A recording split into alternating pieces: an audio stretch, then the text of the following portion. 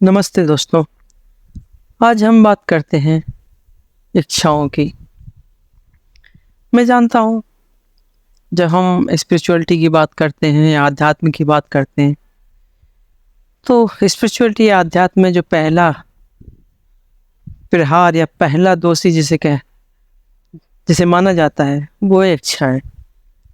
आपने कई धार्मिक व्यक्तियों को सुना होगा, कई जो स्वयं को आध्यात्म का या वेदों का, ग्रंथों का ज्ञाता बताते हैं। वो उनका पहला वार इच्छाओं पे ही होता है कि इच्छाएं ही इंसान में या इंसान के जीवन में दुखों का कारण है। लेकिन आज हम देखेंगे कि इच्छाएं बेसिकली क्या हैं और क्या सच में दुखों का कारण है या कुछ और ही कहानी है। आज दोस्तों मैं एक यूट्यूब वीडियो देख रहा था, ये आध्यात्म से संबंधित। तो मैंने उसमें देखा कि एक व्यक्ति था जो इसी तरह की बातें कर रहा था। उसका कहना था, वो जो वीडियो था वो मोक्ष या मुक्ति पे आधारित था। तो वो जो बात कर रहा था वो मोक्ष की बात कर रहा था। उसका कहना था कि अगर आपको मोक्ष पाना है तो आपके अंदर कोई इच्छा नहीं होनी चाहिए, यहाँ तक कि मोक्ष की भी इच्छा नहीं होनी चाहिए। आपने ऐसी बातें कई बार सुनी होंगी, ओशो या और भी कई लोग हैं जो ऐसी बातें करते हैं कि अगर आपको मुक्ति या मोक्ष पाना है तो आपको मोक्ष की इच्छा भी नहीं करनी चाहिए। वो हम ये सब चीज़ें देखेंगे एक एक करके। तो जब हम कहते हैं कि इच्छाएं इंसान में या इंसान के जीवन में दुखों का कारण है, तो एक अधूरी बात है। क्योंकि इच्छाएं इंसान के सिर्फ दुखों का कारण नहीं है, बल्कि वो सुखों का भी कारण है। इच्छाओं का दुख और सुख दोनों में ही समान स्थान है।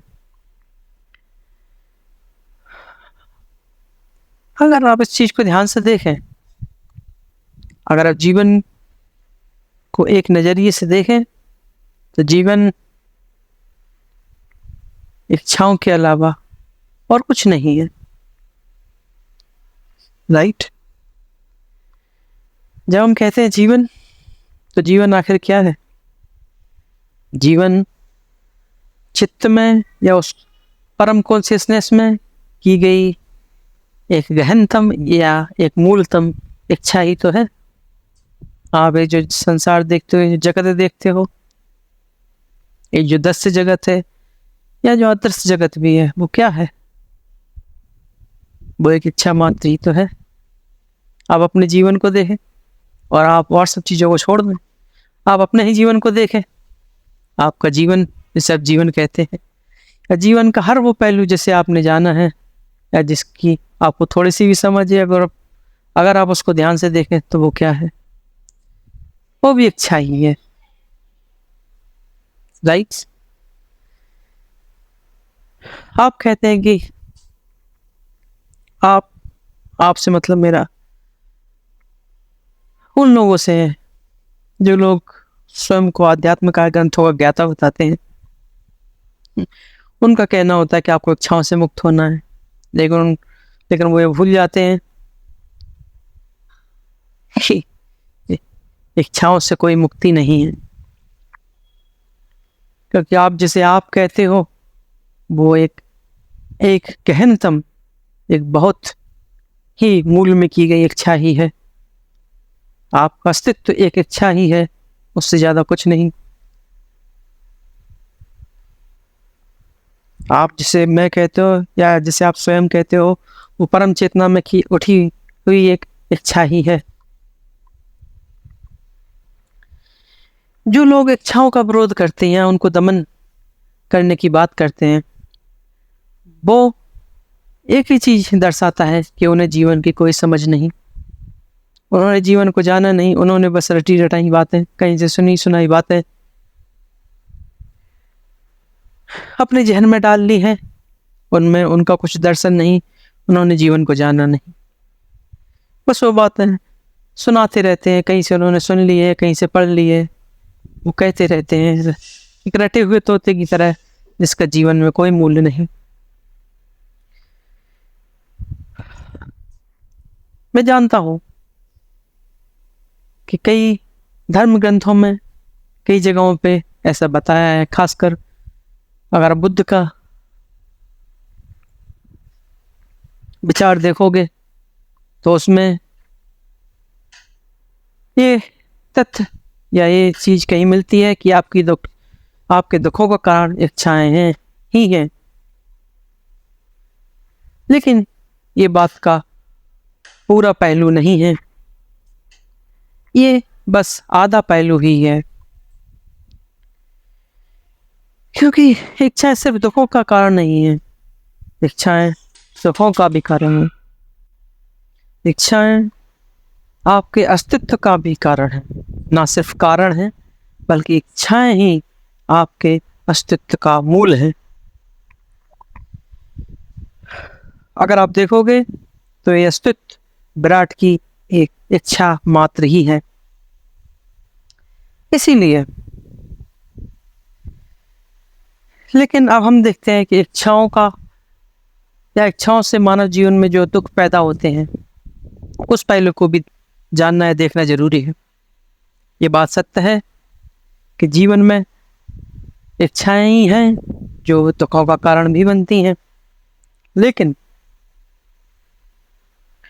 ये बात अधूरी है, या यूं कहें कि पूर्णतः सत्य नहीं है।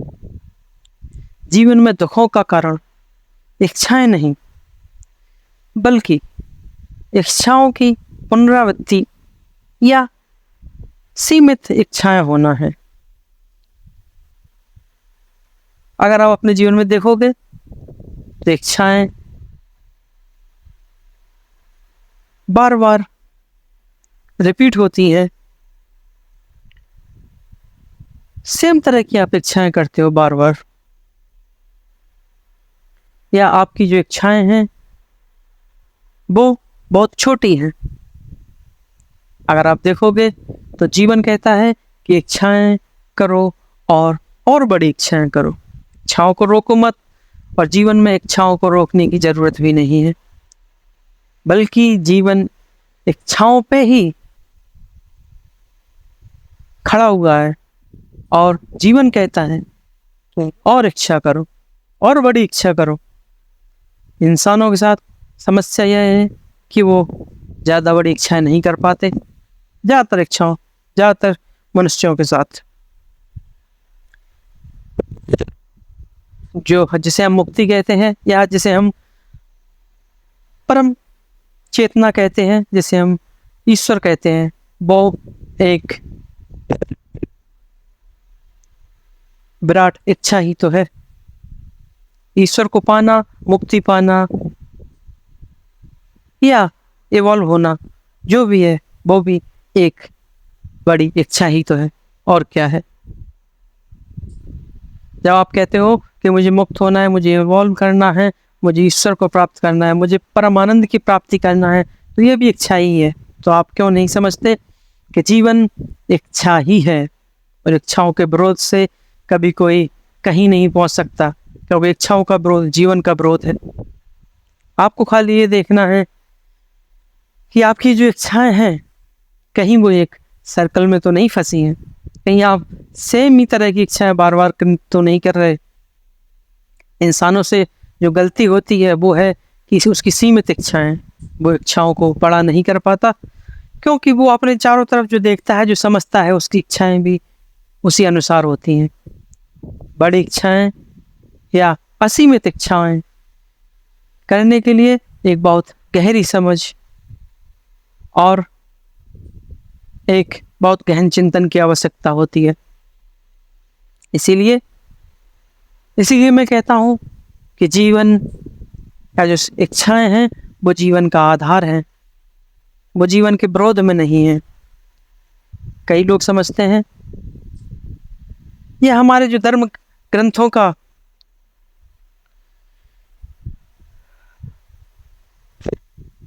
जो अनुवाद किया गया है या धर्म ग्रंथों से जो सीख ली गई है वो आधी अधूरी ली गई है। जो जैसे बुद्ध थे, बुद्ध ही इस बात को सही तरीके से समझा सकते थे कि जीवन में दुख का कारण इच्छाएं हैं।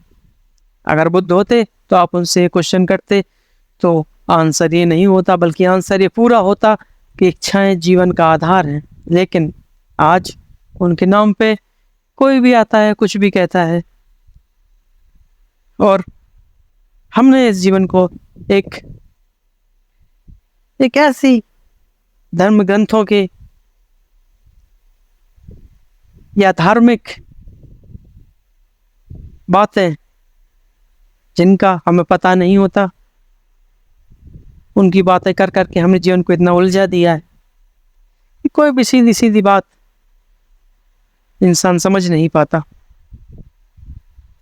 ये बहुत सीधी सी बात है। अगर आप अपने अंदर थोड़ा सा भी झांकोगे तो आप देखोगे कि आपका जीवन इच्छाओं के आधार पे ही टिका है। इच्छाएं आपके जीवन का मूलभूत अंग है, या आप कहें तो मूलभूत नींव है, इस पे आपका जीवन खड़ा है। और परम की प्राप्ति भी एक इच्छा ही है। इसलिए अपनी इच्छाओं को बढ़ाएं, अपनी इच्छाओं को सीमित ना रखें, अपनी इच्छाओं को बढ़ाएं और इतना बढ़ाएं कि परम भी उस इच्छा में समाविष्ट हो जाए। अपने आप को रोकें ना। जब आप इच्छाओं को बढ़ाएंगे तो आप पाएंगे कि जिससे आप ईश्वर या परम चेतना कहते हैं, वो भी आपकी इच्छाओं का ही एक विस्तार है।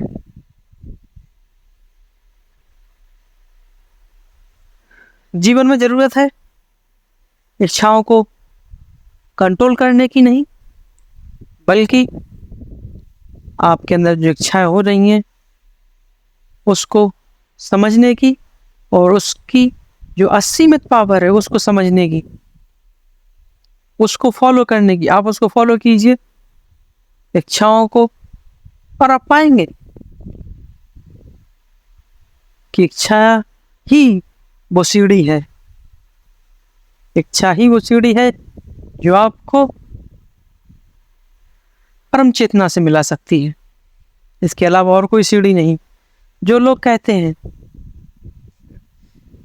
कि अगर आपको मुक्त होना है या आपको परम चेतना को हासिल करना है तो आपको इच्छाओं को त्यागना होगा, उनसे मैं पूछना चाहता हूं कि इच्छाओं को त्यागना भी तो एक इच्छा ही है।